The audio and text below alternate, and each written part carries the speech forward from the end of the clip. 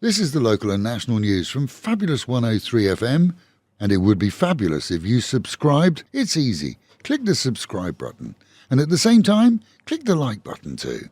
Police at a road check in a Bangkok suburb heard cries from a passing vehicle and pulled it over, only to discover a hostage being held by 5 armed men on Tuesday morning.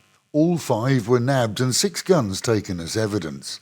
The drink-drive checkpoint cops stopped 2 vehicles travelling together and were told by the hostage that he'd been seized by armed men as he ate at an eatery.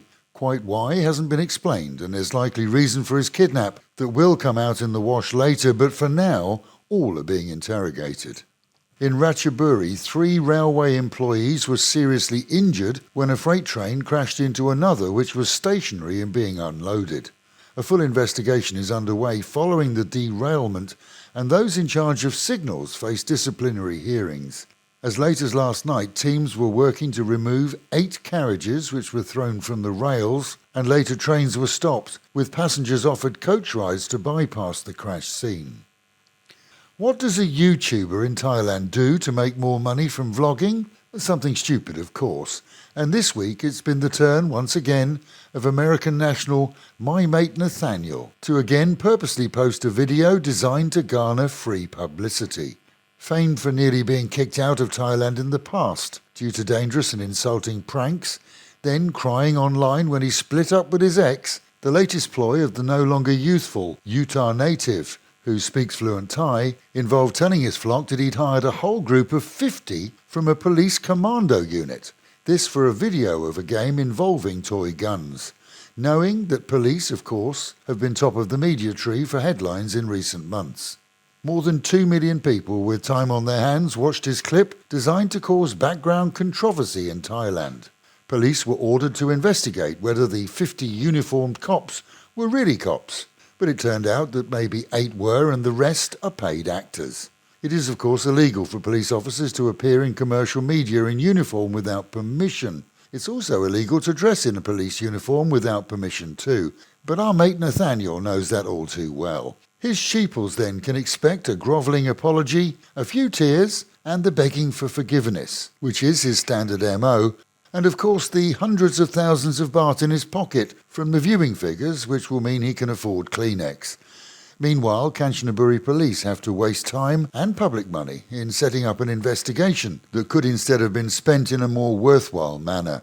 And those cops involved? Well, thanks to him, they'll probably face disciplinary procedures.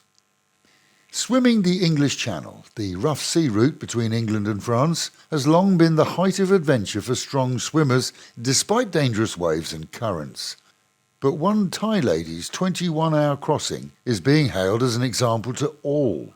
The 37-year-old cancer survivor made the 66-kilometre crossing at the weekend despite heavy rains to raise awareness, and in doing so is seen as a great example to all.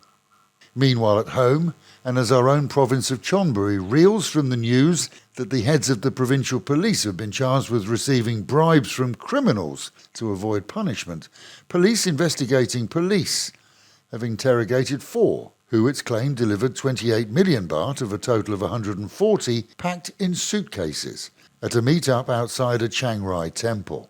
With CCTV showing the parties coming together, there's no word on the identity of those who received the money. But that will be known to authorities now as investigations continue, and Chonburi's police force remains without a commander or senior officers. A check on his passport showed local immigration police that a Korean man had forgotten to apply for a visa for almost 4 years. That was enough in itself to see him nabbed. He'd been stopped after South Korean authorities notified them that the man was wanted back in his home country for involvement in a multi-million-dollar illegal online gambling ring. He's expected to be returned home soon under guard. And Pattaya may well follow the example intended to go into effect in the capital soon to charge commercial businesses for wastewater treatment. Plans are afoot in the capital to charge commercial users based on the amount of water used, as is the practice in many Western countries. The money is then applied to the cost of wastewater treatment and would perhaps see an improvement here in Pattaya with canals and drains being in better condition. And with the Met Office promising highs today of 32, dropping down to 28, but with the real feel in the sun of 41, with a hot, humid and sunny day, perhaps with clouds at some time. Local and national news today from Fabulous 103 FM and Fabulous Pattaya Media Group.